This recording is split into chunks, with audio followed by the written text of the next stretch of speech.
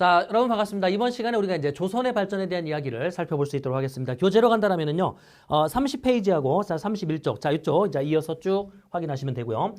지난 시간 말미에, 자, 우리가 뭘 이야기했었냐면, 국민왕의 어떤 개혁 정치, 그 다음에 그 개혁 정치 과정에서 정치에 이제 새롭게 올라온 신진 사대부들이 있었고, 그 신진 사대부들이 자 이제 신흥 무인 세력과 손을 잡아서 조선이 건국됩니다. 그죠? 자, 그런데 조선이 건국되기 바로 직전에 자 여기에 있는 그 신진 사대부들이 분화가 된다는 겁니다. 그러면 다시 가볼게요. 자, 신진 사대부 얘네들이 조선 건국 바로 직전에 이제 분화가 되었다. 그럼 어떻게 분화되었느냐? 급진적 신진사대부와 자 그다음에 온건적 신진사대부 자 이렇게 이제 분화가 될 건데 이 급진적 세력들 같은 경우는 자 뭘 주장했냐면 역성혁명을 주장해요.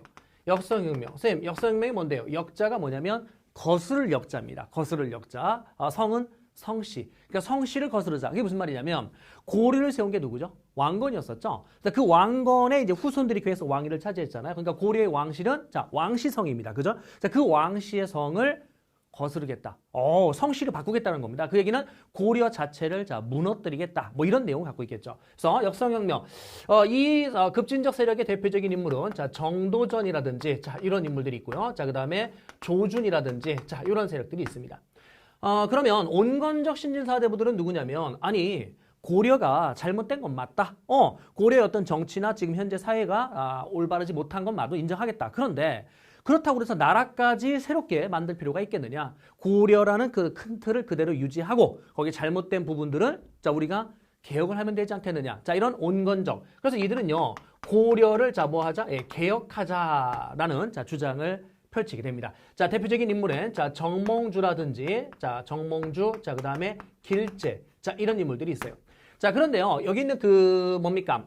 이성계 자 아들 중에 이제 이방원이 있었는데 그 이방원이 자 이쪽에 있는 온건적 세력들을 자 설득하려고 합니다. 그래서 이제 이 정몽주에게 편지를 쓰죠. 뭐 이런들 어떠하리 저런들 어떠하리 우리 다 같이 행복하면 살게 되면 되지 않겠느냐. 즉 고려면 어떻고 조선이면 어떠냐. 나라가 중요한 게 아니다. 백성들과 우리가 행복한 게 중요하지 않겠느냐라고 이제 설득을 했는데 결국 여기 있는 정몽주가 이를 거절하죠. 그래 결국 이제 정몽주는 이방원에 의해서 자 제거가 됩니다. 그러면 자 이방원이 제거했다. 자 이방원이 자 제거했다. 자 이렇게 써볼게요. 그래서 이제 정몽주는 결국 자 죽게 되고요. 그죠? 길재 같은 경우는 어떨까요? 자, 이렇죠. 여기서 계속 버티면 죽겠구나. 그래서 이제 고향으로 내려갑니다. 낙향을 하죠. 낙향을 해서 이제 학문 연구 여기에 이제 매진을 하게 됩니다. 어쨌든 그러면 이쪽에 자 역성혁명을 주장했던 얘네들이 자 누구랑 손을 잡고 여기 있는 신흥 무인 세력들과 손을 잡았죠. 자 신흥 무인 세력 다시 한번 이야기하면 우리가 고려를 이야기할 때요. 이 고려에서 자 매색이 이민족의 침략을 받는다라고 말씀을 드렸는데 11세기에 물론 10세기에도 이제 침략이 있어요. 근데 2차와 3차가 11세기이기 때문에 쌤이 자 11세기로 분류를 했었죠. 누가 있었습니까? 거란이 있었죠. 12세기 자 여진의 침략을 받았습니다. 자 13세기는 자 몽고의 침략을 이렇게 받죠. 자 14세기 요건데요. 요 14세기에 자 누구의 침략을 받았냐면 바로 홍건적과 자 외구의 침략을 받게 됐고 이로 인해 사회가 혼란스러워요. 그런데 결국은요. 이 홍건적과 외구의 침략을 결국 막아내는데 나름대로 큰 공을 세운 그럼 나름대로 이제 백성들한테 많은 어떤 신망과 지지를 자 얻게 된 그런 세력들이 있는데 그를 우리는 신흥 무인 세력이라고 이제 표현하죠. 그래서 홍건적과 외구의 침략을 막아내면서 떠올랐었던 인기 스타 누구 있습니까? 이성계, 최영, 최무선 자 이런 어떤 세력들을 우리는 신흥 무인 세력이라고 합니다. 자 근데 지난 시간에 잠깐 이야기했었던 것처럼 자 이성계가 위화도에 자 갔다가 회군을 해서 결국 최영을 밀어내고 실권을 잡았죠. 그때 그 신흥 무인 세력 자 이성계와 같은 자 이런 세력들이 정도전과 함께 그러니까 이게요 구조가 뭐하고 비슷하냐면 우리 신라 하대 즉 통일신라 말의 혼란을 한번 떠올려 보세요.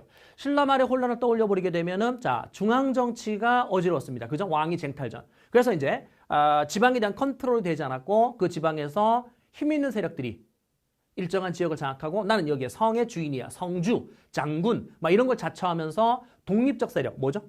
호족들이 성장했잖아요. 그죠? 근데 그 호족들의 쉽게 얘기하면 군사적 힘을 가지고 있는 거고 브레인의 역할, 이 브레인의 역할은 누가 한 거냐면 바로 육두품들이 한 거거든요. 그러면은 자 군사적 힘 그리고 브레인 이 두 개가 결합되어서 새로운 자 이제 후삼국이 되었고 이게 이제 고려로 발전된 거잖아요. 그래서 지금 이제 조선이 건국되는 과정에서도 구조가 똑같다는 겁니다. 정치적인 어떤 브레인의 역할, 그 브레인의 역할을 했었던 게 누구냐면 여기에 있는 정도전이라는 거죠. 정도전이 조선 전체의 어떤 밑그림을 자 그리게 됩니다. 자 그리고 자 여기에 있는 군사적 힘. 자, 여기에 이제 이성계와 이제 손을 잡은 거죠. 그래, 뭐가 건국되느냐? 자, 조선이 자, 이렇게 건국된다라고 이제 이야기를 할 수 있겠죠. 1392년도의 모습이라고 할 수 있겠고요. 자, 조선 건국. 그러면 얘네들은 어떻습니까? 낙향을 해서 얘들의 어떤 기본적인 사상적 기반. 자, 그럼 아까 얘기했던 그 육두품이라든지 호족들 있잖아요. 걔들의 사상적 기반은 뭐냐면 선종불교. 그리고 풍수지리 사상 이거거든요. 그럼 얘네들의 사상적 기반은 뭐냐면 바로 성리학입니다. 성리학. 그럼 여기에 있는 그 온건적 그 신지사대국 이들은 낙향을 해서 자 뭐를 연구한다? 예, 학문을 연구합니다. 자 학문을 연구하는데 이 학문 연구 당연히 뭘 연구했을 것이에요? 예, 성리학을 연구했겠죠. 어쨌든요. 그러면 얘들이 나중에 다시금 정치에 올라올 겁니다. 자 그 뒤에 자 조선 건국에 이들은 자 뭐 했다고요? 불참을 한 겁니다. 자, 조선 건국. 뒤에 이제 사화라는 게 나오는데 그거는 뒤에서 자, 선생님이 다시 한번 세부적으로 볼 거니까 일단 큰 틀만 잡아 드릴게요. 이 조선이 건국됐을 때 자, 신진사대부들 급진적이죠? 얘네들이요. 뭐 출신이다? 관학교육기관 출신입니다. 그래서 이들을 우리는 관학파라고 합니다. 무슨 말이냐면 성균관이라고 하는 국가교육기관. 그 성균관이라는 국가교육기관을 통해서 스터디를 했고 과거에 합격을 해서 지금 현재 관리가 되고 있는 자 이들이거든요. 그러니까 관학교육기관 출신의 자 관료들 그래서 관학파라고 부를 건데 얘네들 중에 일부가 자 무슨 파가 되냐면 훈구파가 된답니다. 자 훈구파 그러면 훈구파가 됐을 때 여기에 세조가 있는데요. 이 세조 수양대군이죠. 이 수양대군이 이제 조카인 단종을 밀어내고 결국 왕위를 찬탈합니다. 그럼 여기는 수양대군에 대해서 지지하는 세력이 있겠죠. 와우, 당신이 역시 카리스마가 있습니다. 왕을 하시죠. 자, 이렇게 지지해주는 세력이 있겠고, 당신 미친 거 아니야? 라고 이제 반발하는 세력이 있을 겁니다. 그렇다면 수양대군의 입장에서는 감히 나를 거부해? 그들은 어떻게 돼요? 다 제거하겠죠. 그럼 이제 상대적으로 나를 지지했던 세력에 대해서는 어떻게 돼요? 그래, 고맙다. 너희들 덕분에 내가 이렇게 왕이 될 수 있었구나. 땡큐. 라고 하면서 그들에게 훈장을 나눠줍니다. 걔들이 바로 무슨 파? 훈구파. 그러니까 쉽게 얘기하면 관학파 중에 일부가 자 훈구파가 되었다. 즉 세조가 왕이 되는 과정에서 훈구 대신으로 이제 책봉을 받은 겁니다. 훈장을 받은 거죠. 자 그러면 세조 다음에 여러분들 자 누구 나옵니까? 예종. 근데 예종이요. 1년도 안 돼서 죽어요. 자 그런 다음에 누가 올라왔냐면 자 여기에 있는 성종이 올라와요. 성종이 15세기 말에 이제 왕으로 딱 올라왔는데 문제는 성종 자체가 어린 나이에 올라옵니다. 어린 나이에 정치에 올라오니까 자 여기에 있는 그 훈구 대신들이 어머나 네가 성종이야? 귀엽다. 네가 왕이구나. 잘해봐. 알았지? 내가 니네 할아버지를 왕으로 만든 사람이야. 이런 식으로 이제 거들먹거리는 거죠. 그러니까 누구 입장에서는 성종의 입장에서는 짜증이 나죠. 내가 나이는 어리지만 내가 왕인데. 아 건방진. 근데 문제는 그들과 다이렉트 이렇게 직접적인 대결을 하게 되면 자기가 밀리죠. 숫자가 이쪽이 많으니까. 그래 결국 이제 이 성종이 자 여기에 있는 조선 건국에 불참을 하고 낙향을 해서 학문 연구에 매진하고 있었던 자 이들을 정치에 끌어들여요. 이들을 정치에 끌어들여서 자 누구들을 훈구 대신들을 견제하고자 합니다. 그래 얘네들이 정치에 올라오게 되는데 자 얘들은 무슨 파라 부르냐면 사학파라고 부릅니다. 여러분 관학파라는 표현은 왜 나왔습니까? 국가교육기관, 관학교육기관 출신이다. 사학파는요 개인교육기관 출신이다. 이런 의미죠. 그래서 이거와 비교하기 위해서 자, 또 하나 얘들을 무슨 파라고도 부르냐면 살인파라고도 부를 겁니다. 살인파는 숲을 림자, 지방의 숲을, 지방에서 올라왔다라는 걸 자, 표현하는 거죠. 비유하는 겁니다. 어쨌든 그러면 훈구파, 살인파, 요 살인파로 처음에 정치에 올라온 게 누구냐면 김종직이라는 사람이 있습니다. 즉 성종이 김종직을 정치에 발탁을 했고 이 김종직을 시발점으로 해서 많은 살인들이 정치에 올라오게 됩니다. 그러면 지금 현재 파파 어떻습니까? 성향이 다르죠. 성향이 다르니까 이들이 자 뭐 할 수밖에 없을 것이다. 싸울 수밖에 없습니다. 결국은 사화라는 게 벌어지게 되는데 이 사화는 살인들이 화를 입은 겁니다. 누가 다 깨진 거라고요? 살인파들이 다 깨진 겁니다. 됐죠? 자, 그런데도 불구하고 살인들이 결국은 정치에 이제 자리를 잡게 되는데 그 부분은 사화에서 다시금 연결을 해드릴 거고요. 자, 이제 교재 30쪽에서는 전체 큰 틀 여기까지 사화의 정의는 살인과 훈구의 싸움. 근데 누가 깨졌다고요? 살인들이 다 깨졌다. 이렇게 정의까지만 확인하시고 오른쪽 갑시다. 31쪽 가시게 되면은요. 자, 별표 한번 해볼까요? 누구 별표하냐면 태종. 자, 그 다음 밑에 세조. 자, 태종과 세조 별표 하시고요. 그 다음에 세종 보이죠? 그 다음에 밑에 성종 보이고요. 근데 거기에 태종과 세조 위에는 뭐라고 되어 있습니까? 정치라고 써 있고 세종과 성종에는 자, 문화라고 되어 있죠. 이게 무슨 말이냐면 태종과 세조의 정치적 업적을 시험 문제에서 비교해서 물어본다는 겁니다. 그래서 정치적 업적. 그 다음에 세종과 성종 같은 경우는 자, 문화적 업적 이런 걸 물어볼 건데 그걸 비교해서 어쨌든 4명의 왕을 별표했습니다. 자, 이제 조선의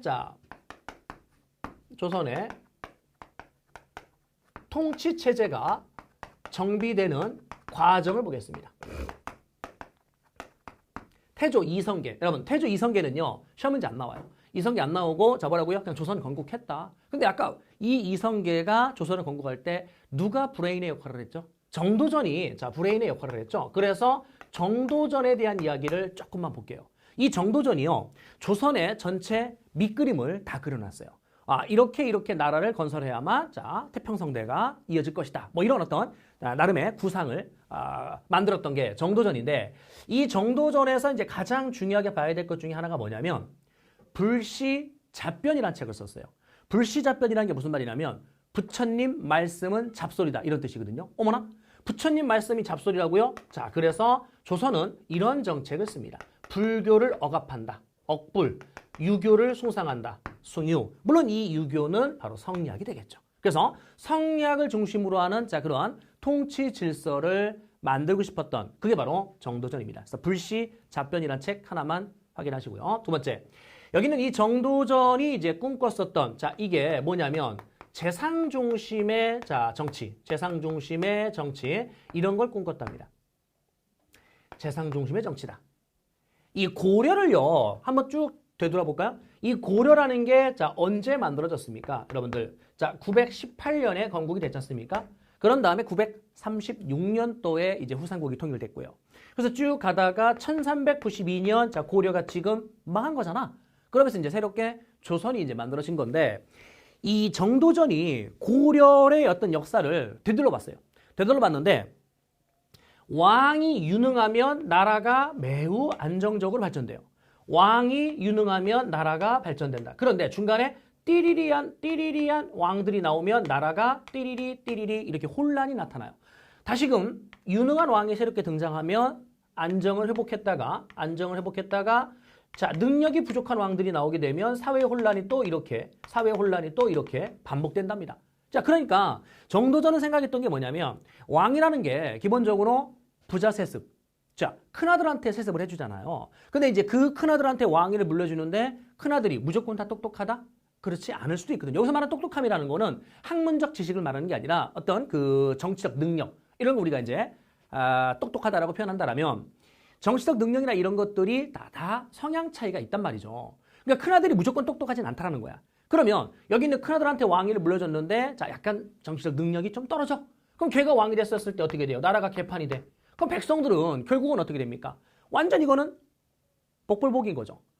왕의 유능한 왕을 만나느냐 그렇지 않느냐 이거에 따라서 계속 지금 사회가 혼란, 안정 반복되잖아. 그러니까 왕을 계속 똑똑한 놈으로 앉히자.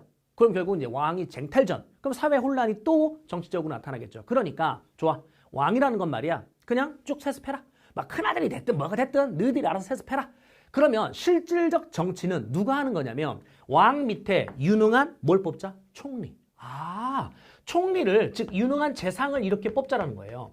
지금 얘기한 이 유능한 재상은 정치적인 실권을 장악하고 자 얘가 정치를 펼치게 되면 나라가 계속 안정을 유지할 것이다. 이런 논리죠. 그러니까 왕이라는 거는 그냥 세습을 하고 왕 밑에 있는 누구를 재상을 오늘날로 친다라면 대통령을 왕에 비유한다라면 그냥 대통령은 세습하시오. 자, 그 밑에 있는 총리가 실질적 정치의 권력을 쥐고 나라를 이끌어간다. 이런 어떤 개념.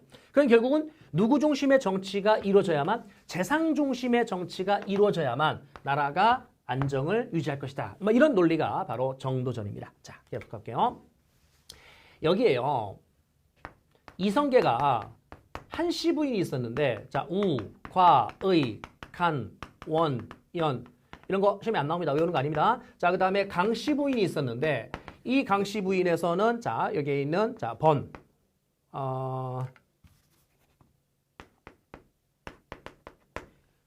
지금 보면 방자 돌림이에요. 그러니까 이게 이제 부인이 이성계 이제 부인이 한씨 부인, 강씨 부인 이제 두 명의 와이프가 있었는데 그들 사이에서 나온 베이비들이 자, 이 아들들입니다. 아들들인데 이름이 이제 방자 돌림이에요. 그러면 방우, 방과, 방의, 방가 뭐 이런 식의 방자 돌림인데 서열상으로 봤을 때 어떻게 돼요?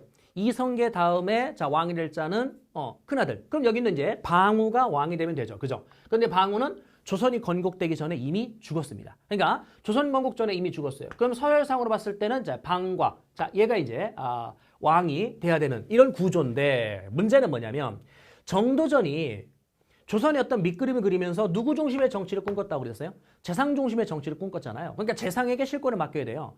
그러면 이제 이성계는 어떻습니까? 이성계는 그렇죠. 정도전에게 그 재상과 같은 역할을 맡긴 거거든요. 그럼 정도전의 입장에서는 내가 추구하던 이런 이상적 정치가 자리를 잡기 위해서는 그 다음의 왕이 정치의 욕심이 너무나 지나치면 안 돼요. 이게 무슨 말인지? 그러니까 이성계 다음의 왕이 너무나 정치에 욕심이 많고 자, 권력을 장악하려고 하면 자기가 꿈꾸던 이상적인 정치, 이러한 재상 중심의 정치를 정착시킬 수가 없을 거라는 판단을 하죠. 그러니까 요 다음의 왕은 어떻게 해야 된다? 조금은 덜 똑똑해야 돼요. 여러분, 여기서 똑똑함이라는 거 아까 제가 학문적 지식만을 말하는 게 아니라고 말씀드렸잖아요. 정치적 경험, 자, 능력 이런 걸 이제 다 포괄적으로 우리가 똑똑함이라고 표현한다면 이 중에 가장 안 똑똑한 애가 누굽니까? 가장 안 똑똑한 애. 얘죠. 막내잖아요. 막내니까 얘는 정치적 경험. 아직 이제 살아온 날이 많지 않기 때문에 정치적 경험이라든지 사회 경험 이런 것이 많지가 않아. 그러니까 이제 여기 있는 이 방석을 갖다가 왕으로 앉히면 정도전 입장에서 재상 중심의 정치를 자, 뭐 한다? 정착시킬 수 있을 거란 판단을 한 거예요. 그래서 얘를 자, 뭐로? 다음에 이제 세자로 책봉을 해버린 겁니다. 그러면 여기 있는 방석이를 세자로 책봉했는데 자, 이때 이 한씨 부인들의 자식들의 입장에서는 뭐지? 엄마가 다르거든요. 동생이긴 하지만 엄마가 다르잖아요. 그러니까 여기에 있는 이 한씨 부인의 자식들이 자, 여기에 있는 자, 누구를? 안 되겠다. 방번이, 방석이, 그리고 안 되겠다. 누구죠? 정도전. 자, 이렇게 이제 이들을 제거하게 돼요. 요거를 몇 차 왕자의 난? 1차 왕자의 난이라고 합니다. 그러면 그 1차 왕자의 난으로 결국은 강씨 부인의 자식들과 정도전이 제거가 됐어요. 그런데요, 여기 있는 이 정도전 말고 정몽주 있죠. 이 정몽주도 결국은 누가 제거했습니까? 이방원이 제거했잖아요. 그죠? 이방원이. 그러니까 결국은 한씨 부인의 아들이었던 이방원에 의해서 제거되었다. 그래서 정몽주도 이방원이 제거했고 또 정도전도 1차 왕자의 난을 통해서 여기서 이제 제거가 된 거죠. 그래서 이제 그 누구 입장에서는 이성계 입장에서는 짜증이 나죠. 엄마가 다를지언정 아빠는 똑같잖아요. 그죠? 아빠는 똑같은데 자, 그 자식들 간의 다툼으로 인해서 아들들이 죽어나가고 그죠? 그러니까 이제 이런 게 정치란 말인가? 난 정치에 그럼 이제 뜻을 버리겠다라고 이제 상황으로 물러나요. 물러나면서 너희들이 알아서 왕을 해라. 그 이제 그 서열상으로 보니까 누가 왕이 돼요? 얘가 이제 왕이 된 거죠. 방과. 방과가 자, 여기 있는 정종이 됩니다. 정종이 이제 왕으로 딱 올라왔는데 이 정종 같은 경우는 정치에 사실은 큰 욕심이 없었어요. 그 정치에 큰 욕심이 없었다. 그래서 틈을 노려서 방의, 방간 얘네들의 정치적 힘이 커져요. 사병들을 길러내고 군사력을 개인적으로 군대를 보유하면서 힘이 계속 커집니다. 자, 이거에 대해서 이제 여기 있는 이 정종이 걱정을 하기 시작합니다. 안 되겠다. 이 동생들이 자, 정치 욕심이 너무 크다. 자, 결국은 또 형제들 간의 다툼이 벌어질 수밖에 없겠구나. 이걸 미연에 방지하기 위해서 이들의 힘을 빨리 억눌러야 되겠다라는 판단을 해요. 그러면서 이제 여기 있는 이 정종이 여기 있는 이방원, 요 이방원과 함께 자, 손을 잡아서 결국 이들을 잡아하느냐? 예, 밀어냅니다. 자, 이렇게 밀어내. 그리고 정종이 이제 왕위를 누구한테? 여기 있는 이방원한테 왕위를 넘겨주게 되죠. 그래서 태종 이방원이 왕위에 이렇게 올라오게 됩니다. 그럼 여기는 이제 방이나 방간 그러니까 이방원의 입장에서는 이제 형들인데 어쨌든 그들을 정치에 밀어내고 유배 보내요. 유배 밀어내고 자, 이제 왕위에까지 올라왔다. 이게 몇 차의 왕자의 난이냐면 2차 왕자의 난입니다. 그러면 2차 왕자의 난을 통해서 자, 누가 왕이 됐다고요? 자, 태종이 이렇게 왕이 됐어요. 자, 태종 별표라고 제가 말씀드렸죠. 몇 차 왕자의 난을 통해서? 2차 왕자의 난을 통해서. 이 중에 이 태종 같은 경우는 6조 직계제라고 하는 자 이러한 시스템을 쓸 겁니다. 이걸 보여줄게 이제. 자 태종, 이 태종의 가계도를 보면은요. 양효, 자 충성. 그래서 뭐냐면 양녕대군, 효령대군, 충녕대군, 자 그 다음에 성녕대군. 자 이제 아들들이 크게 4명의 아들이 있는데 서열상으로 봤을 때 누가 양녕대군이 왕이 돼야 되는 거잖아요. 그죠? 양녕대군이 왕이 돼야 되는데 자, 세자가 됩니다. 그래서 다음에 왕으로 이제 이미 내정이 됐죠. 세자가 됐으니까. 그런데 어느 날 이 양녕대군이 아버지인 이방원, 태종과 태종의 와이프가 이제 엄마죠. 그러면 여기 있는 양녕대군 입장에서 사적인 어떤 대화하는 걸 은밀히 들었어요. 뭐 엿들으려고 들은 게 아니라 우연히 듣게 됐어요. 근데 뭐라고 했냐면 아휴 여기 있는 셋째, 자 여기 있는 셋째 이 충녕대군이 큰아들이었었다라면 참 좋았을 텐데 그러니까 쉽게 얘기하면 편애하고 있었던 거예요. 여기는 셋째가 좀 더 능력이 더 축출하다라고 본 거죠. 그러니까 이제 여기 있는 셋째가 큰아들이었으면 왕이 됐을 것이고 그렇다면 참 좋았을 텐데 라고 대화를 나누는 장면을 얘가 들은 겁니다. 그러니까 어떻게 돼요? 아씨 엄마 아빠가 나를 별로 안 좋아하네? 동생을 더 좋아하네? 나 왕 안 할래? 이래버리면 엄마 아빠들이 뭐랄까요? 그래 그럴 줄 알았어. 속으로 그래 그럴 줄 알았어. 이렇게 될 거 아닙니까? 그러니까 여기는 이 큰아들 양녕대군의 입장에서는 나 하지 않을란다. 세자를 내가 밀어내고 세자를 반납하겠다. 이렇게 이제 대놓고 얘기하면 본인의 어떤 무능력함 이런 것들이 드러난단 말이죠. 그러니까 어떻게 했냐면 이때부터 이제 정신병자 행색을 하는 거예요. 나 정신병이에요. 막 이러면서 이제 막 이상 행동을 하고 다닙니다. 그러니까 신하들이 이제 만류를 하는 거죠. 여기 있는 양녕대군은 몸이 안 좋습니다.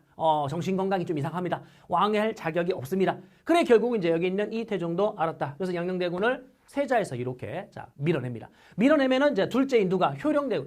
얘 입장에서는 자 대박인 거죠. 우리 형이 미친 거 아니야. 그래서 이제 형이 세자에서 지금 밀려났고 두 번째 서열 내가 이제 왕이 될 거 아닙니까? 그래서 막 얘 얼굴에 님이 드러났어. 입이 귀에 걸린 거야. 이렇게 이제 표정을 딱 보고 자 여기에 있는 이 양녕대군이 살짝 얘기해 줍니다. 너 아니야.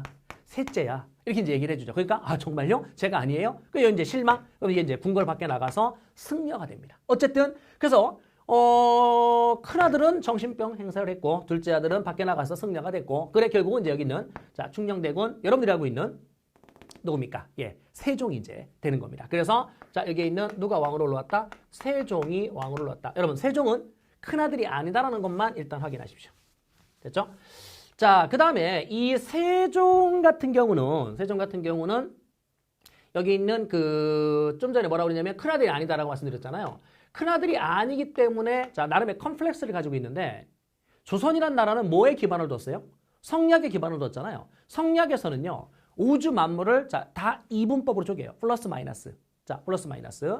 그래서 이분법으로 쪼개놨는데 여기에 있는 플러스 큰아들이거든요. 큰아들이 왕을 해야 돼. 근데 단 한 번도 지금 큰아들이 왕이 된 적이 없어요. 태종 같은 경우도 큰아들이 아니었었잖아요. 그죠? 그 다음에 정종 같은 경우도 서열상 왕이 되긴 했으나 실질적으로는 둘째였었거든요. 방우가 조선건 국전에 죽었기 때문에. 어쨌든 큰아들이 왕이 된 적이 없어요. 그래서 세종은 반드시 큰아들이 왕이 돼야 되겠다라는 생각을 가지고 있었는데 여기는 자 문종, 이 문종이 이제 큰아들, 자 그 다음에 자 여기에 자 수양대군, 자 이렇게 이제 아들들이 있었는데 이 문종이 서열상 큰아들이니까 왕이 돼야 되는데 사실 신하들이 말렸어요. 몸이 안 좋았거든요. 병약했거든요. 그럼에도 불구하고 자 아니다. 왕은 큰아들이 해야 돼. 첫째가 해야 되는 거야. 장남이 최우선이야. 그래 결국 이제 신하들이 어떤 그런 만류에도 불구하고 결국 자 큰아들 자 문종을 왕으로 자 이렇게 앉히게 됩니다.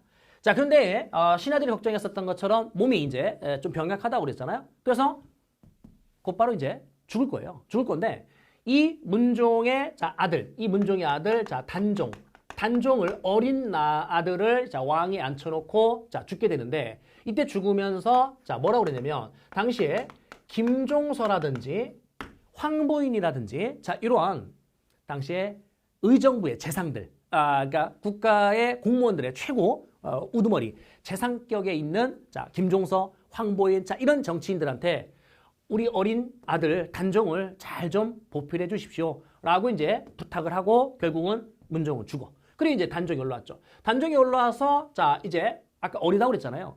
어리다 보니까 김종서라든지 이 의정부의 대신들이 정치적 실권을 쥐고 실질적 정치를 얘들이 장악했단 말이죠. 자, 이 모습을 가만히 바라보던 여기 있는 이 쇠양대군이 아니 우리 조선이란 나라는 말이야 우리 할아버지 자 이성계 우리 이씨 아니야?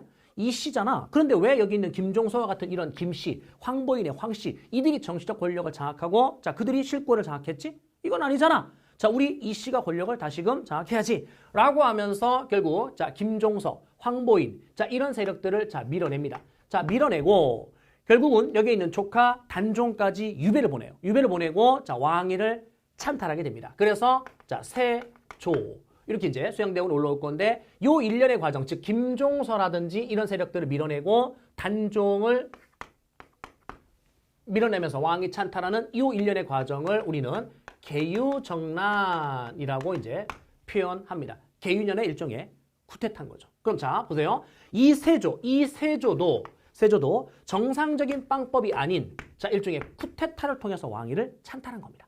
그래서 보세요. 태종 이방원하고 여기 있는 세조를 쌤이 지금 별표를 붙였는데 이 둘의 공통점은 정상적이지 않은 빵법으로 왕이 됐다는 겁니다. 그러다 보니까 자 얘들이 정치 형태에서 무슨 직계제라는 거? 육조 직계제라는 거를 자 시행을 할 거다. 자 육조 직계제 이 정도 보고요. 자 세조 대음의 다음에 이제 예종이 올라오는데 예종이 왕이 올라온 지 1년 만에 1년도 안 돼서 죽어요. 그래서 예종이 죽고 자 누가 올라온다? 나이 어린 자 성종이 올라오는데 그 성종이 뭐였습니까? 아까 그렇죠. 김종직과 같은 누구들을 사립이라고 하는 세력들을 정치에 대거 끌어들였죠. 그래서 여기 있는 성종 자 별표 하나 자 그다음에 세종. 그래서 세종과 성종의 업적 비교하시고 세조와 태종의 업적 비교하셔라. 그 중에 육조 직계제 자 육조 직계제 요거를 이제 먼저 설명을 드리겠습니다. 통치의 어떤 그 방식 중에 뭐가 있었냐면 의정부 서사제라는 자 이런 시스템이 있어요. 의정부 서사제. 자 그다음에 육조 직계제라는 자 통치의 방식이 있는데 의정부 서사제는 일단 왕이 있다고 친다라면 여기에 영의정, 우의정, 좌의정, 의정 세 명이 뭐였죠? 이게 바로 의정부입니다. 그럼 의정부란 이 관청에서 우두머리가 누구냐? 영의정입니다. 자 그러면 의정부라는 자 여기에 삼정승들의 회익이고 자 그리고 밑에 육조는 이호, 예병, 형공 거기에 조를 붙이면 돼요. 이조, 형조, 병조, 공조 이런 식으로 어쨌든 육조 이 육조가 이제 행정의 실무를 담당하는 관청입니다. 자 구조는 똑같습니다. 자 왕이 있고 자 의정부가 있다라고 합시다. 자 육조가 있다라고 칩시다. 그런데 육조 직계제와 의정부 서사제의 어떤 차이점은 일단 이걸 먼저 보면 왕과요 의정부의 대신들이 업무를 적절히 분담을 합니다. 업무를 분담을 해요. 그러니까 회사로 친다면 회사 안에 자 이 하나의 국가로 얘기했을 때 사장님이 회사와 관련된 모든 업무를 다 총괄할 수는 없거든요. 업무량이 자꾸만 이제 회사 규모가 커질수록 많아질 거니까. 그래서 일종의 자 부사장도 두고 아니면은 자 여기 있는 과장님도 두고 이런 식으로 나눠 놔가지고 업무를 적절히 분담을 시키죠. 그러니까 여기 있는 이 의정부 서사제의 시스템은 뭐냐면 국가의 모든 자 업무를 왕이 독점하는 게 아니라 여기 있는 의정부의 대신들과 적절하게 분배를 합니다. 자 이렇게 분배를 해요. 그래서 왕이 할 일들 좀 중요한 일들이겠죠. 신하들이 해도 될 일들 이렇게 분담을 했고 예를 들어서 의정부가 자 결정한 자 그 업무의 정책을 육조한테 하달을 하면 육조는 그 업무를 집행을 합니다. 집행을 해서 결과의 값을 여기 있는 의정부 대신들에게 먼저 보고를 해요. 그럼 이제 의정부 대신들이 육조가 시행한 이 업무의 결과의 값을 딱 보고 이건 중요한데? 라고 판단이 되면 왕한테까지 결제를 한 번 더 올려요. 그런데 뭐 그닥 중요한 내용은 아닌 것 같아 라고 판단이 되면 자체 종결 처리해버립니다. 어쨌든 의정부 서사제는 왕과 신하가 자 업무를 적절히 분담시킨 시스템이다. 근데 육조 직계제는요.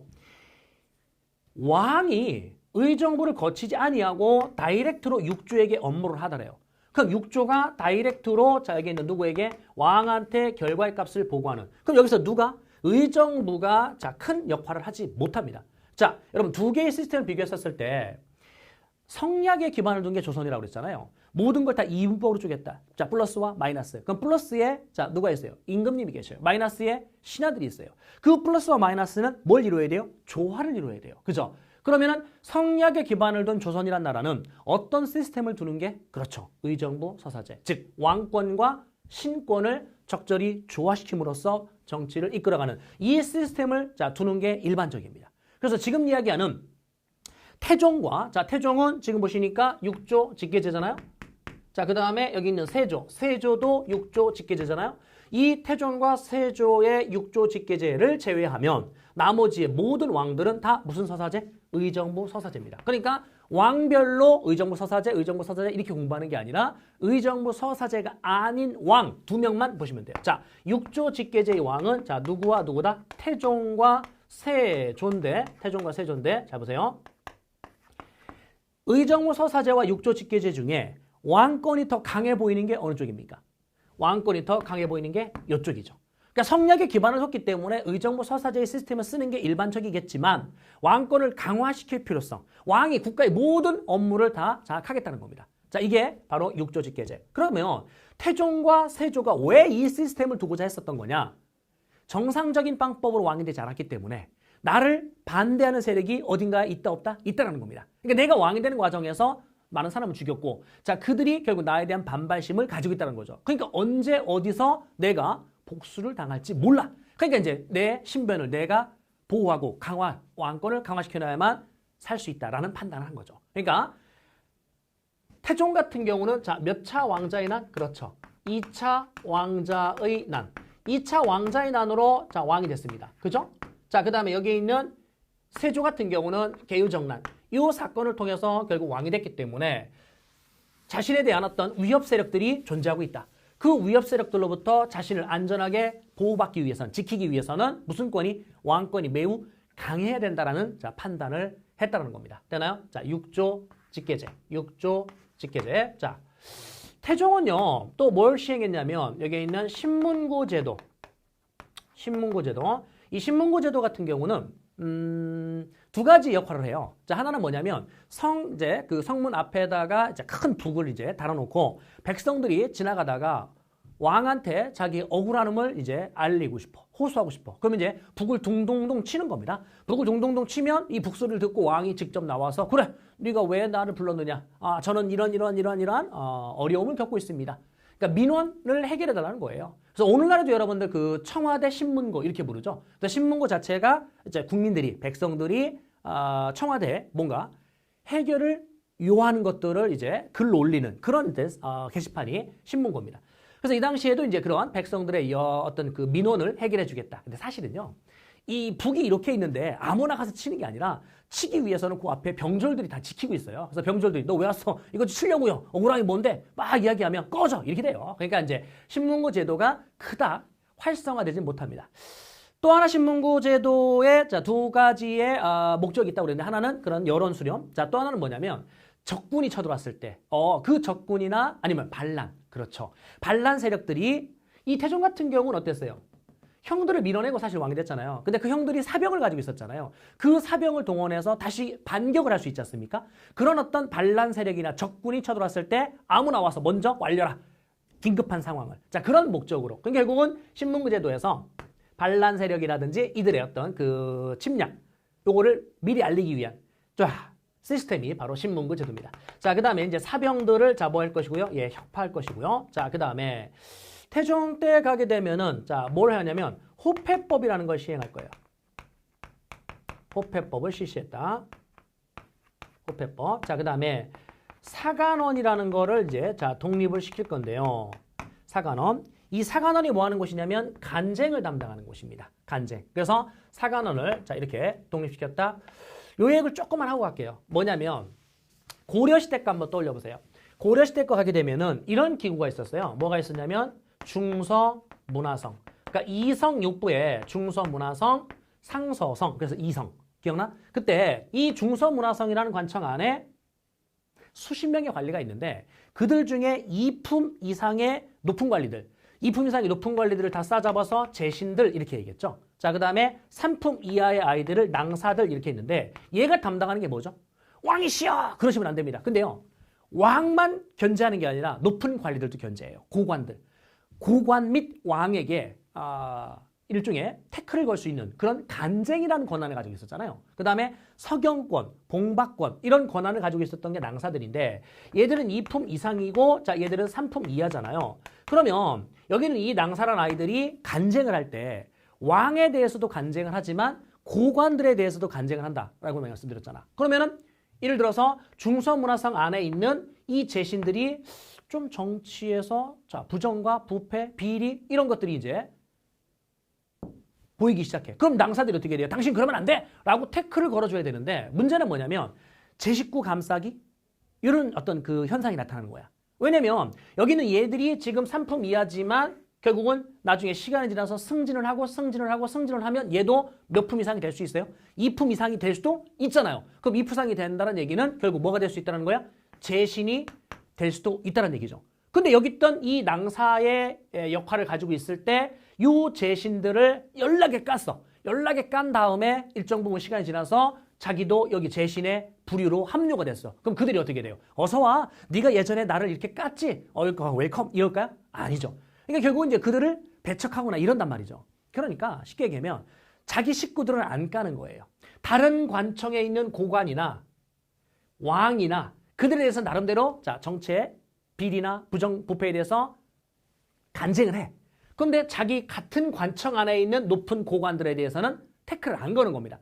그러니까 태종이 뭐라고요? 야, 일로 와, 새끼야. 너 뭐 하는 거야? 나와. 너 나와. 그래서 얘를 뭘 담당했죠? 낭사가? 간쟁을 담당했잖아요. 그죠? 그 간쟁을 담당하는 얘네들을 독립시킨 겁니다. 뭐란 이름으로? 사간원이란 이름으로. 그래서 간쟁을 담당하는 사간원. 그러니까 이 낭사가 같은 관청 안에서 있었던 이 낭사를 독립적인 기구로 빼낸 겁니다. 그러면 독립적 기구로 이렇게 빼낸 목적은 뭡니까? 자기 관청, 같은 관청이라 하더라도 고관들의 부정과 부패가 있다라면 신랄하게 까라 이거잖아요. 그러니까 사간원을 독립시킨 그 자체는 무슨 건 강화를 위한 거예요? 얘를 독립시킨 이 자체는 왕권을 강화시키기 위한 거예요. 그러니까 태종과 관련된 모든 업적들은 전부 다 무슨 건 강화? 왕권 강화를 위한 자 그러한 정책이라는 거 여러분들이 확인하시면 됩니다. 자, 그 다음에 이 세종 같은 경우는요. 세종은 정치적으로 봤을 때는 자 사군, 자 육진, 사군 육진을 개척했는데 이 사군 육진 개척에서 내용을 보면 자 어디쯤인지 아시겠나요? 자 북한 쪽입니다. 그러면 지금 현재 예를 들어 여기에 백두 마운틴이 있다고 친다라면 여기에 누가 있었냐면 여진이라는 애들이 있었거든요. 고려 시대에도 여진이 있었고 조선 시대도 여진이 있는데 그 여진들이 자 조선을 이렇게 자꾸만 노략질하는 겁니다. 그래서 이제 세종이 안 되겠다. 이쪽에요. 백두 마운틴 건너편 개마고원. 개마고원이 있는 이곳에 4개의 군대, 4군. 자, 그 다음에 이쪽 두만강 쪽. 이쪽에는 6개의 군대, 육진. 그래서 최윤덕이라는 장군, 김종서라는 장군을 보내서 4군 육진을 개척했다. 이 4군 육진을 통해서 결국 여진의 침략을 자 막았다. 이게 이제 세종 때입니다. 됐죠? 자, 그 다음에 이제 어디를 자 정벌하냐면 대마도를 자 정벌합니다. 당시 이제 왜구들이 고려 말에도 있었지만 조선 초기에도 계속 침략이 일부 나타나고 있었거든요. 그래서 그 왜구들의 근거지인 자 대마도 스시마를 자 정벌하죠. 이종부라는 장군을 보낼 겁니다.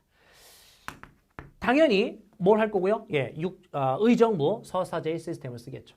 자, 그 다음에 세조를 가면 이 세조 때는 직전법이라는 자 토지 제도를 바꾸게 됩니다. 자, 우리 조선 건국 직전에요. 조선 건국 직전에 자 뭐 있었죠, 여러분들? 과전법이라는 게 있었잖아요. 그 과전법을 자 무슨 법으로 바꾼다고요? 직전법으로 바꿉니다. 그래서 토지 제도는 쌤이 심화 주제로 따로 정리해놓은 특강이 있을 거예요. 그래서 시대별 토지 제도를 한 대 쭉 묶어놓은 강의가 있는데 시간 될 때 한 번은 꼭 수강을 하시기 바랍니다. 그래서 직전법은 과전법을 바꾼 건데 현직 관료한테만 토지를 지급한 겁니다. 자, 그 다음에 또 봐야 될 게 뭐냐면 여기 있는 이 경국대전을 편찬을 시작을 한답니다. 자, 경국대전의 편찬을 시작했다. 그러면 세조 때 자 편찬이 시작되어서 누구 때? 여기 있는 성종 때 자 이것이 완성이 될 겁니다. 자, 경국대전이나 법전. 그래서 조선의 기본 법전은 여러분들이 4개를 보셔야 되는데요. 교재에 보시면 교재에 경국대전 보일 거예요. 보이나요? 자, 그 다음에 속대전, 대전통편, 대전회통 이렇게 4개 됐습니까? 그 앞에 이제 조선 경국전이라는 게 있는데 그거는 정도전이 쓴 거예요. 그러니까 정도전이 여러분들 조선의 밑그림을 다 그렸다고 그랬잖아요. 그 밑그림, 자, 조선 경국전 요거에 기반을 두고 이제 세조 때 편찬이 시작되어서 성종 때 최종 완성된 그 법전이 바로 경국대전입니다. 그래서 경국대전부터 기억하시면 돼요. 자, 경국대전. 조선 후기로 가서 이제 영조 때, 그 영조 때 다시금 편찬합니다. 다시 속자. 그래서 속대전. 자, 그리고 정조 때 대전 통편이 있고요. 고종. 근데 실제 이제 그 권력은 흥선대원군이 쥐고 있었기 때문에 자, 흥선대원군이라고 표현할게요. 대전 회통. 자, 이런 법전들이 있습니다. 어쨌든 조선의 자, 통치 체제 정비에서는 누구와 누구의 업적을 자, 태종과 세종. 자, 그다음에 세종과 성종. 자, 이렇게 비교하는데 문화적 업적이라고 그랬잖아요. 그래서 예전에는 그 문화적 업적을 일일이 꼼꼼하게 다 이제 비교해야 되는데 지금 문제에서는 이게 세종의 업적인지 성종의 업적인지를 묻진 않아요. 그러니까 정치적으로만 일단은 태종과 세조를 꼼꼼하게 비교하시고 세종과 성종의 문화적 업적은 그냥 다 같이 15세기의 문화다라고 여러분들이 연결지어서 이해하시면 됩니다. 자, 그러면 통치체제 넘어갈까요? 뒷장 넘어가시게 되면은 자, 조선의 어떤 건국과 통치체제 요거까지 함께 자, 연결을 해 볼게요. 지금 보면은요, 조선에서 지방행정을 얘기할 건데, 우리가 이제 앞에서 쌤이 한 대 묶어줬는데요. 발해 기억해 보세요. 5경, 15부, 62주, 신라, 9주, 오소경, 고려, 5도, 양계, 조선은요, 8도. 오케이. 자, 조선의 자, 8도. 지방행정을 먼저 본다면 이 8도에 각각의 자, 관찰사가 파견이 되죠. 관찰사가 파견됐고, 이 관찰사가 일하던 그 도청을 뭐라고 하냐면 가명이라고 합니다. 가명. 이게 오늘날의 도청이죠. 경기도 도청. 자, 그 도청과 같은 사무실을 가명이라 불렀고, 자, 그 가명의 우두머리를 관찰사. 그래서 감사라고도 불러요. 가명의 우두머리 감사라고도 부릅니다. 평양감사 이런 식으로. 어쨌든 그러면 도 밑에 자, 뭐가 있냐면 부라는 자, 목이라는 군이라는 현이라는 자, 이런 행정 단위가 나오게 되는데 부에 파견된 지방관리를 부사라고 합니다. 부사. 목에 파견된 관리를 목사. 군에 파견된 관리를 군수. 현에 파견된 관리를 현령이라고 합니다. 그런데 여기에서 부목 군현 중에 가장 많은 행정 단위가 뭐냐면 군과 현이라는 행정 단위가 가장 많아요. 예를 들어 수원 군이다. 성남 군이다. 자, 그다음에 용인 현이다. 이런 식으로 군과 현이라는 이 행정 단위가 다른 부와 목보다는 더 많다는 겁니다. 그러면 자, 지방관리를 일반적으로 그래서 뭐라 부를 거냐면 군수와 현령, 그래서 수령이라고 표현할 겁니다. 아하, 지방관리를 그래서 일반적으로 뭐라 표현한다? 수령이라고 표현하는데 이 수령을 파견할 때요. 이런 게 있어요. 수령이 뭘 담당하냐면 행정과 사법과 군사의 역할을 담당해요. 와우, 치안 질서 유지를 위한 군대까지 가지고 있죠. 오늘날의 지방관들은 예를 들어 성남시장이다. 그러면 뭐만 가지고 있어요? 행정의 역할만 하거든요. 근데 이 당시에는 행정뿐만 아니라 사법과 군사권까지 가지고 있다라는 걸 여러분들이 참고하시면 권한이 막강하다는 겁니다. 자, 권한이 막강해요. 그러면은 이런 권한이 막강한 수령이 자기 고향으로 파견되면 어떤 문제가 생기느냐? 재판 과정에 재판을 하는데 우리 아버지가 끌려온 거예요. 우리 아버지가 끌려와서 이제 폭행 사건이 연루가 됐는데 누가 봐도 우리 아버지가 이 친구를 때린 거야. 자, 그런데 어떻게 돼요? 재판의 공정성 이런 것들이 사라진다? 여기는 이제 지금 피해자한테 오히려 야, 네가 잘 피했어야지. 이 사람이 때린다고 하면 맞고 앉아있니? 피했어야지. 네가 잘못. 이렇게 돼버리면 결국 이제 자기 아버지를 보호하기 위해서 재판의 공정성 이딴 것들이 사라진다. 또 세금을 걷는 행정에 있어서 야, 우리 친척들은 세금 안 내도 돼. 그럼 대신 이제 다른 사람들한테 2배, 3배를 걷어서 부족한 부분을 충당하는. 안 되는구나. 그러니까 이제 수령을 파견할 때는요. 자기 출신 지역을 피해서 보내요. 이걸 뭐라고 하느냐? 서로 상자, 피한다, 상피제라고 합니다. 그러니까 상피제는 이 지방관을 파견할 때 자기 고향이 아닌 동네로만 보내요. 이해됐죠? 자, 그리고 자기 고향이 아닌 동네로 파견되었어요. 근데 문제는 한 곳에 오래 있으면 그 동네 사람들과 또 정이 들고 또 친해지잖아. 그럼 이제 고인물은 썩죠. 그러니까 어떻게 되냐면 5년, 1800일, 그러니까 1800일이 365일로 나누면 대략 한 5년 정도 되는데 5년을 임기로 해서 계속 다른 동네로 발령 임기제를 적용해요. 그래서 자, 상피제와 임기제를 통해서 자, 여기 있는 지방관을 보냈는데 이 지방관리의 자, 보조적 역할을 했던 게 누구냐면 바로 향리입니다. 고려시대에도 향리가 있고 조선에도 향리가 있는데 고려시대에는 이 향리가 속현, 특수행정구역 여기에 실무를 담당했죠. 근데요, 조선에서는요, 특수행정구역이 없어요.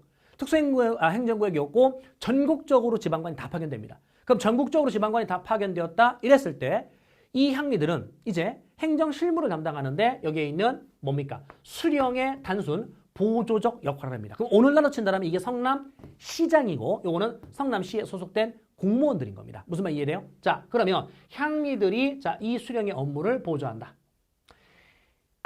문제는 이 수령이 상피제를 적용받았다라고 그랬는데 상피제를 적용받고 모르는 동네에 처음 왔잖아요. 그럼 그 동네에 내가 파견된 동네에 인구가 몇 명인지 특산물이 자 뭔지 여기 동네에 자 성향이 어떤지 자 교통은 어떻게 이제 발전되고 있는지 아무것도 몰라. 그러니까 어떻게 돼요? 그 업무를 파악하는데 시간이 좀 많이 걸린다는 거죠. 그래서 그 동네에 오래 살았었던 양반들 그 양반들이 유향소라고 하는 모임을 만들어요. 다시요. 유향소는 지방 사족들의 모임입니다. 그러니까 오늘날로 친다라면 이게 성남시장이라고 했으면 요거는 성남시의회입니다. 성남시의회. 그럼 이제 이 유향소라는 그 동네의 토착 양반들이 모임을 만들어서 자 수령에게 아이고요 우리 동네의 특징은 이렇습니다 라고 얘한테 뭘 해준다고요? 자문을 해줘요. 자문. 자, 그 다음에 이 향리들에 대해서는 자, 뭐 하느냐? 감찰을 해줍니다. 감찰. 자, 오늘날 이제 그 지방의회와 성격이 같죠. 근데 문제는 뭐냐면 이 유향소 양반들이 너무나 파워가 커지게 되면 여기 있는 수령이 어떻게 돼요? 이들과 적절한 타협을 해버려요. 어차피 나는 몇 년 뒤에 떠날 거니까 5년 뒤에 떠날 거니까. 그러니까 중앙정부가 이 유향소를 또 통제해줘야 돼요. 유향소는 지방 양반들의 모임이야. 이들의 세력이 너무 커지면 수령의 힘이 너무 약해져. 수령은 지방관이야. 누구의 아바타야? 왕의 아바타거든. 누구의 명령에 의해서? 왕의 명령에 의해서만 움직이거든. 어쨌든 그래서 유향소를 견제하기 위해서 중앙에다가 뭐라는 걸 설치한다? 경제소라는 걸 설치해. 예를 들어서 전주 유향소. 그럼 전주라는 동네에 양반들의 모임, 전주 유향소가 있잖아요. 근데 전주 출신의 갑돌이가 서울에 와 있어. 중앙 공무원이 된 거야. 그럼 그 갑돌이를 전주경제소의 책임관으로 임명해요. 그래서 이 전주 유향소의 양반들이 너무나 어깨에 힘을 주고 모가지에 힘을 주면서 수령을 견제하면 중앙정부인 왕이 자 어떻게 돼요? 이 양반들이 살고 있는 전주까지 내려가서 야 내가 파견한 수령을 니들이 무시했다며 너 이리 와봐 라고 혼내는 게 아니라 이 전주 출신의 갑돌이가 아까 서울에 있었잖아요. 그래서 경제소라는 책임관으로 갑돌이를 임명하는 거예요. 그런데 어떻게 돼요? 중앙에서 갑돌이를 때리는 겁니다. 야, 니네 동네에서 양반들이 내가 파견한 지방관을 개무시한다는데? 라고 얘를 때리면 얘가 어떻게 될까요? 이쪽에 전화하겠죠. 아, 적당히 좀 해. 내가 맨날 중앙에서 혼나잖아. 이런 거죠. 그러니까 결국은 경제소라는 걸 통해서 지방의 유향소를 견제한다. 요거 느낌 오셨나요? 예, 사신관제도. 고려시대에 있었던 그 사신관제도가 이렇게 이름이 바뀌어서 운영되고 있다라고 이해하셔도 돼요. 그래서 고려시대 사신관제도와 유사한 자 그러한 시스템이 있었다. 어쨌든 자 조선에는 8도 전국적으로 지방관이 다 파견되었다. 자, 이 정도 마무리하고요. 성리학이라는 게요. 자, 플러스 마이너스의 이분법으로 쪼갠다고 말씀을 드렸는데 플러스에 예를 들어 플러스에 왕이 있으면 마이너스에 신하들이 있어요. 즉 왕권과 신권.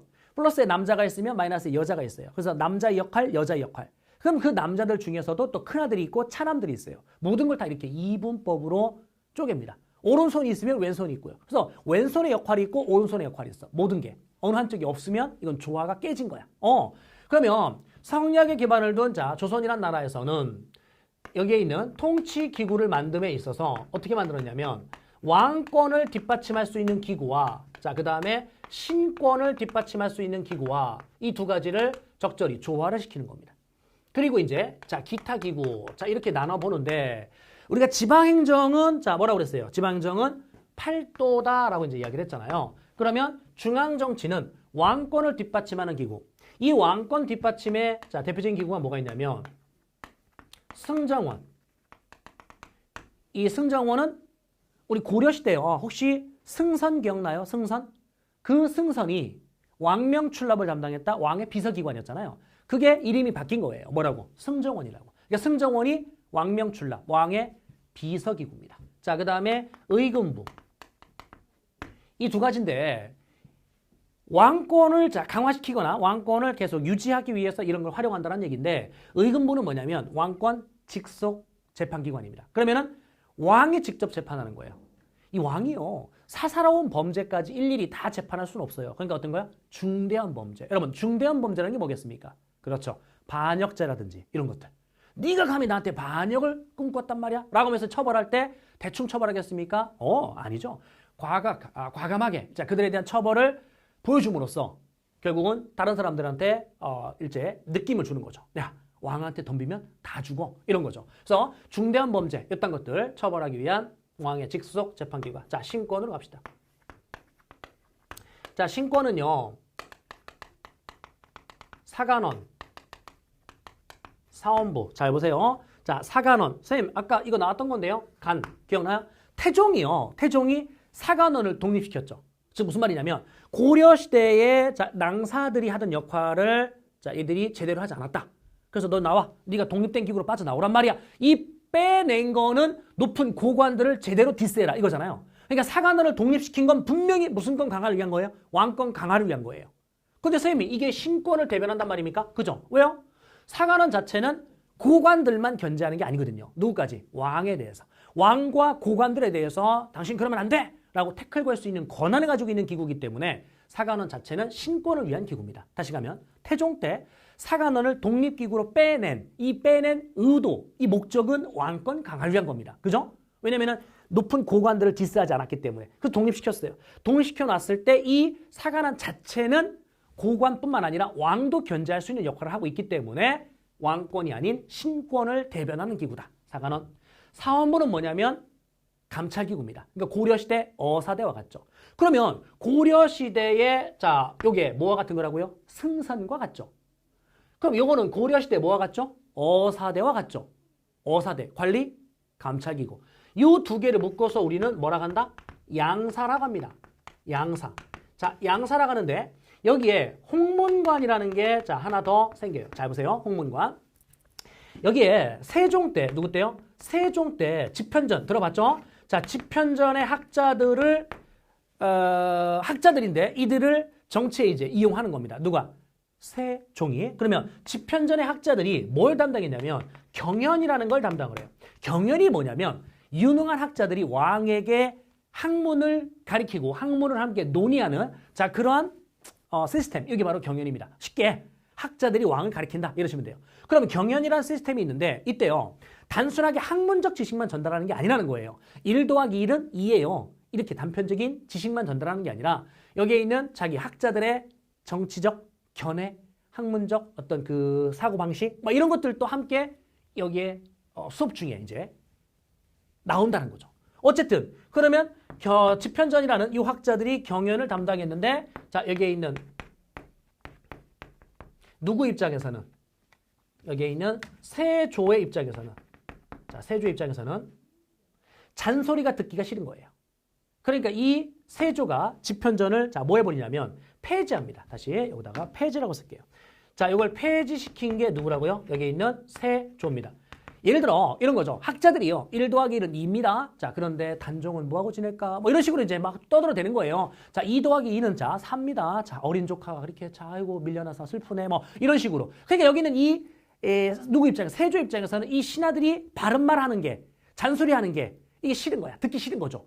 경연을 빙자해서 나를 계속 디스하는 거잖아. 그러니까 이 잔소리를 듣고 싶지 않아. 그러니까 뭘 아예 없애버려? 집현전을 없애버려. 그럼 집현전을 없애버리게 되면 자 경연이 뭐 된다? 축소 폐지가 돼버려요. 그러니까 세조는 아까 얘기했듯이 왕권을 강화시킬 필요성이 있었던 그런 왕이잖아요. 그래서 자 여기 있는 경연을 축소 폐지했다. 집현전을 없애버린 거죠.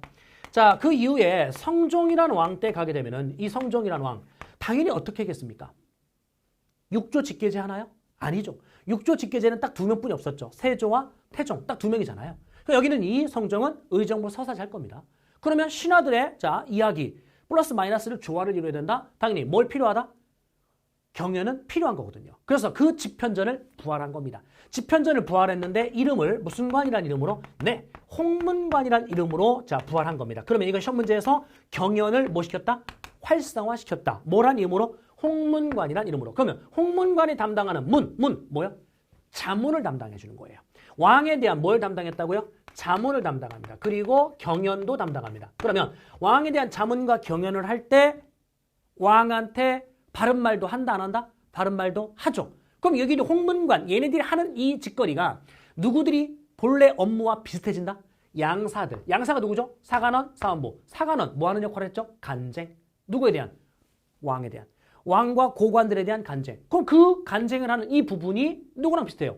홍문관과 유사하잖아요. 그러니까 얘를 여기에 섞어버리는 겁니다. 그래서 다 묶여서 뭐라고 하나? 삼사라고 표현하게 되죠. 삼사는 자 몇 개의 기구로 묶어서? 세 개의 기구로 묶어서 삼사라고 합니다. 자, 고려시대에도 삼사라는 표현이 나왔나요? 네, 고려시대에도 삼사라는 표현이 있었습니다. 근데 고려시대 삼사는 단독기구가 아니에요. 단독기구야. 화폐와 곡식의 출납, 회계 업무를 담당하는 단독기구입니다. 어디요? 고려시대 삼사는. 그런데 조선시대 삼사는 단독기구가 아닙니다. 조선시대 삼사는 세 개를 묶어서 우리가 삼사라고 하죠. 그래서 이들은 언론을 담당합니다. 말로 먹고 사는 아이들이죠. 그래서 언관직이라고도 표현합니다. 자, 그리고 여기에 의정부의 시스템. 자, 이렇게 본다라면 이 의정부 시스템은 여러분들 예를 들어서 육조 직계제로 운영이 되면 왕권을 강화시킨 거고 의정부 서사제로 운영이 된다면 두 개를 조화를 이룬 거죠. 그래서 일단은 왕권을 강화시키기 위한 기구, 신하들의 권력을 자 강화시키기 위한 기구 크게 두 개로 분류하시고 나머지 기타 기구로 분류하는데 요 기타 기구에 가면은 자 기타 기구에 가게 되면은 요 단어 한성부 요거 기억하세요. 한성부 그 다음에 춘추관 자 이렇게 두 가지만 기억하십시오. 한성부는 뭐냐면 오늘날의 서울시청과 같은 겁니다. 그러니까 서울의 한양의 어떤 그 행정과 치안을 담당했던 관청이 한성부 오늘날의 서울시청. 자, 그 다음에 춘추관이 있는데 이 춘추관은 자 뭐를 편찬하는 역사책을 자 편찬하는 자 기구가 춘추관입니다. 와, 그런데요. 우리 조상들은 정말 여러분들 현명하거든요. 우리 조상들이 정말로 현명한데 이 기록문화 이거 정말 대단한 거예요. 여러분 조선 왕조실록이라든지 이런 것들이 자 현존하고 있지 않습니까? 대단한데 이 역사책을 편찬했었을 때 한 권만 만드는 게 아니라 자 여러 권을 만들어서 이제 돌려보고 뭐 이럴 거 아닙니까? 근데 이 원본 자체도 보관을 해놔요. 원본을 보관해 놓는데 이 보관할 때 딱 한 권만 보관하는 게 아니라 예를 들어서 불이 나서 그게 화재가 때문에 방화나 이것 때문에 책이 다 불타버리면 애써 만들어 놓은 역사책이 한순간 날라버리는 거거든요. 그러니까 이제 어떻게 되냐면 똑같은 거를 자 여러 곳에 분산시켜 놓습니다. 기본적으로 원본을. 그래서 여기 있는 이 역사책을 편찬해서 사고를 자 만들었는데 사고가 뭐냐면 역사책을 편찬해서 보관하는 창고. 4대 크게 4개의 사고가 있어요. 사고는 역사책을 보관하는 창고입니다. 자, 그래서 어디가 있냐면 춘추관에 일단 원본이 하나 있을 거고요. 성주에 하나가 있을 거고요. 자, 그다음에 자, 여기 있는 충주, 성주, 충주, 전주. 자, 이렇게 4개에다가 보관을 해 놨습니다. 그런데 임진왜란 때요. 불타요. 와. 그 우려했던 게 현실화 돼 버린 거죠. 불탔습니다. 자, 춘추관 거 불탔고요. 성주 거 불탔고요. 충주 거 불탔고요. 요거 하나 살아남은 거예요. 전주 거. 그 살아남은 걸 임진왜란 때 나머지는 다 불타고 살아남은 요거를 다시 전쟁 끝난 이후에 카피를 떠서 자 이제는 몇 개로? 5개로 5대 사고로 자 이렇게 자 분산을 시켰었던 거고요. 어쨌든 자 사고라는 표현 역사책을 보관하는 창고다. 그래서 다시 가면 조선의 어떤 중앙정치기구를 우리가 이야기를 할 때 왕권을 위한 기구, 그 다음에 신권을 위한 기구, 기타 기구. 자 이렇게 큰 틀로 나눠서 여러분들이 자 확인을 하시면 됩니다. 자 여기까지 일단 살펴봤는데요. 뭐 기본적으로 조선의 어떤 그 뭡니까 통치 체제가 정비되는 과정을 살펴봤습니다. 다음 시간에 우리가 사화, 이 사화 이후에 붕당이라는 걸로 갈 거고 붕당 이후에 탕평책이라는 정책이 나올 거고 그 이후에 세도 정치. 자, 이렇게 해서 이제 조선이 세도 정치. 조선의 자, 발전이 마무리가 될 겁니다. 네, 고생하셨고요. 다음 강의에서 뵙겠습니다.